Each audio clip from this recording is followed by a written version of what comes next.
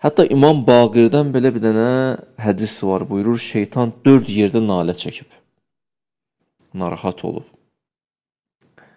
Biri yevməlu'in, o zaman ki lənətləndi.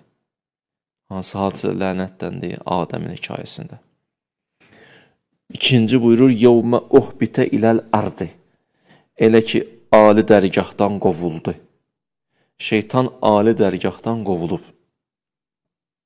Adəm enib yerə, şeytan qovulub. Şeytan qovulub, Adəm enib ki, qalxsın yüksəkliyə. Ona görə insan dünya adlı məntəqəyə gəlir ki, pərvaz eləsin, ucalsın. İkinci o gündür. Üçüncü gün, yevmə bu'isən nəbi, elə ki, peyğəmbərə peyğəmbərliyi verildi. Bizim sonuncu peyğəmbərə orada bir dənə nalə çəkib. Yəni, çox narahat edib onu peyğəmbərə peyğəmbərliyi verilməsi. Və dördüncü, bax, savaqsı gündür, yevməl qədir, nalə çəkib.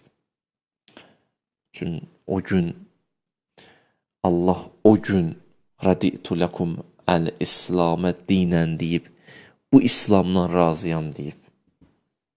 Bu yoldan razıyam deyib, bu xəttdən razıyam deyib, imamət xətti, bu yol, yaxşı. İbn Baqir, innə iblis əduvvullah rənnə arbə rənnat. 4 yerdə nalə çəkib, 4-ünü dedim sizə.